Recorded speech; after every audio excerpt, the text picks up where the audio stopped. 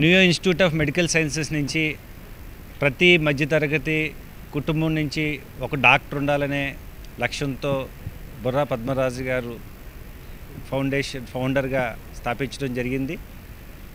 1993 నుంచి కూడా ఎంతోమంది విద్యార్థుల్ని విదేశాలకి పంపించి చాలా తక్కువ ఖర్చులో డాక్టర్లని దగ్గర ఒక 25,000 మంది డాక్టర్లని తయారు చేసిన ఘనత ఈరోజు మా సంస్థకి ఉన్నది. అయితే మీ అందరికీ కూడా తెలుసు, విద్యార్థులు ఎన్నో సందర్భాల్లో విదేశాల్లో చదువుకుంటున్నప్పుడు కోవిడ్ కారణంగా కొన్ని ఇబ్బందులు సంభవించినాయి. అలాగే దాన్ని మేము ఎప్పుడు విద్యార్థులకి అండదండలుగా ఉంటూ కోవిడ్ని అధిగమించి ముందుకు వెళ్తున్న తరుణంలో 2022 ఆ సమయంలో మా విద్యార్థులు దగ్గర 5,000 మంది యుక్రెయిన్లో మెడిసిన్ చదువుతున్న సమయంలో యుక్రెయిన్కి రష్యాకి యుద్ధం ఆ కారణం చేత ఎంతోమంది విద్యార్థులు ఇబ్బంది పడిన సందర్భంలో మేము వాళ్ళందరినీ కూడా సురక్షితంగా తీసుకొచ్చే దాంట్లో చాలా కీలక పాత్ర పోషించడం జరిగింది. దానికి మన ప్రధానమంత్రి నరేంద్ర మోడీ గారు అలాగే ఇతర సిబ్బంది అంతా కూడా చాలా సహకరించి ఆపరేషన్ గంగా అని ఒక చక్కటి కార్యంతో పిల్లలందరినీ కూడా వెనక్కి తీసుకురావడం జరిగింది. అయితే అక్కడి నుంచి తీసుకురావడానికి నియో సంస్థ గవర్నమెంట్తో సంయుక్తంగా పనిచేస్తూ ఒక్క క్యాజువాలిటీ కూడా లేకుండా విద్యార్థులందరినీ తీసుకొచ్చిన తర్వాత మాకు మరొక సవాలు ఎదురైంది. అదే విద్యార్థుల్ని మళ్ళీ తిరిగి విద్యాభ్యాసాన్ని ఎలా కొనసాగించాలి. ఎందుకంటే కొంతమంది 3వ సంవత్సరంలో ఉన్న వాళ్ళు ఉన్నారు, 4వ సంవత్సరంలో ఉన్న వాళ్ళు ఉన్నారు, 5వ సంవత్సరంలో ఉన్నవారు, ఇలా రకరకాల కోర్సెస్లో ఉన్న వాళ్ళందరినీ కూడా మళ్ళీ ఏ రకంగా వాళ్ళని కొనసాగించాలి ఎడ్యుకేషన్ని అనే సందర్భంలో ప్రధానమంత్రి గారు కూడా విద్యార్థులతో పేరెంట్స్తో కూడా మాట్లాడారు. సో దాని తదనంతరం కూడా అన్ని రకాల ప్రయత్నాలు కూడా చేయడం జరిగింది. దాంట్లో భాగంగా మన ఇండియాలో మెడికల్ ఎడ్యుకేషన్లో అక్కడున్న మెడికల్ ఎడ్యుకేషన్ ఫిట్ కావట్లేదు, అలాగే ఇక్కడ సీట్లు చాలా పరిమితంగా ఉన్న కారణం చేత ఇదే విద్యాభ్యాసాన్ని మళ్ళీ ఇతర దేశాల్లో కొనసాగించేటట్టుగా ప్రధానమంత్రి గారు అలాగే మన విదేశాంగ మంత్రి జయశంకర్ గారు తీసుకున్న చొరవతో నేను అలాగే డాక్టర్ దివ్య అలాగే నియో సంస్థ సిబ్బంది అలాగే అంబసీలు అందరం కూడా ఎంతో కష్టపడి విద్యార్థులందరినీ కూడా మళ్ళీ తిరిగి ఎక్కువ శాతం విద్యార్థుల్ని ఉజ్బెకిస్తాన్ దేశంలో కంటిన్యూ అయ్యేటట్టుగా చేయడం జరిగింది. అయితే ఏ విద్యార్థికి ఏ రకంగా అయితే క్యాజువాలిటీ లేకుండా తిరిగి ఎలా తీసుకొచ్చామో అలాగే ఏ విద్యార్థికి కూడా ఏ సెమిస్టర్ కూడా మిస్ కాకుండా, ఇయర్ వేస్ట్ కాకుండా, అలాగే డబ్బు కూడా వేస్ట్ కాకుండా మళ్ళీ ఉజ్బెకిస్తాన్లో అక్కడ ఉన్న యూనివర్సిటీస్లో బుఖారా స్టేట్ మెడికల్ ఇన్స్టిట్యూట్ కావచ్చు, తాష్కెంట్ మెడికల్ అకాడమీ కావచ్చు, అక్కడ విద్యార్థులు మ్యాక్సిమం ప్లేస్ చేసి తర్వాత అక్కడ కొనసాగించడం జరిగింది. దాని దరిమిలా విద్యార్థులు 2023, 24, 25 ఇలా 3 బ్యాచ్లు విద్యార్థులు కంప్లీట్ చేసుకుని ఈరోజు ఇదే ఏఏజీ హాస్పిటల్స్లో నాగేశ్వర రెడ్డి గారు కీనోట్ స్పీకర్గా వ్యవహరిస్తూ 3 గ్రాడ్యుయేషన్ సెరమనీలని కూడా హ్యాట్రిక్గా చేసుకోవడం అనేది మాకు నిజంగా చాలా ఆనందదాయకంగా ఉంది.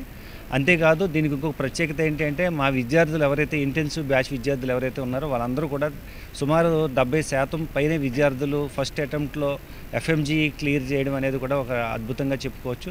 సో ఈరోజు ఈ 3వ గ్రాడ్యుయేషన్ సెరమనీని మళ్ళీ తిరిగి ఏఏజీ హాస్పిటల్స్లో నిర్వహించడం, దానికి మేము కోమటిరెడ్డి వెంకటరెడ్డి గారిని చీఫ్ గెస్ట్గా ఆహ్వానించడం జరిగింది. అలాగే నాగేశ్వర రెడ్డి గారు కీనోట్ స్పీకర్గా వ్యవహరించడం జరుగుతుంది.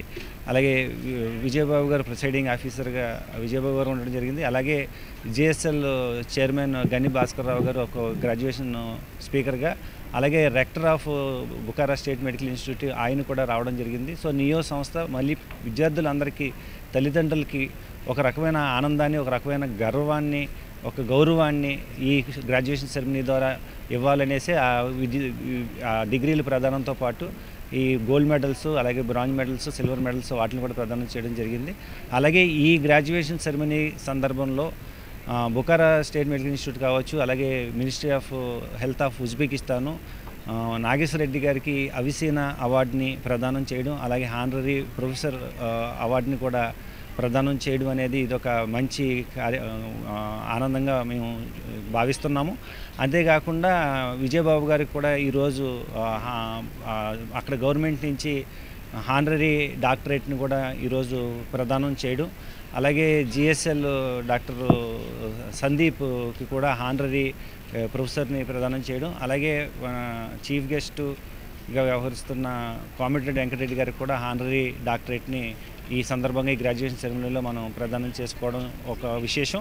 అంతేకాకుండా ఈ గ్రాడ్యుయేషన్ సెరమనీలో ఉజ్బెకిస్తాన్ యొక్క కల్చరు మన ఇండియా యొక్క కల్చరు సమానంగా ఉంటాయి. ఆ కల్చరల్ రిలేషన్స్ని బాగా పెంచగలిగితేనే ఎడ్యుకేషన్ రిలేషన్స్ బాగుంటాయి అనే సదుద్దేశంతో ఆ కార్యక్రమాన్ని కూడా కొత్తగా ప్రవేశపెట్టి మన రెండు దేశాలకి, భారతదేశానికి అలాగే ఉజ్బెకిస్తాన్ దేశానికి, రెండు దేశాలకి సత్సంబంధాలను పెంచి అలాగే ఇంకా ఎక్కువ మంది డాక్టర్లని అతి తక్కువ ఖర్చుతో ఉజ్బెకిస్తాన్ ఈరోజు ఒక ఫేవరబుల్ డెస్టినేషన్గా జర్మనీ, రష్యా తర్వాత ఇది కూడా జరిగింది కాబట్టి ఈ రకంగా ముందుకు తీసుకెళ్తాం.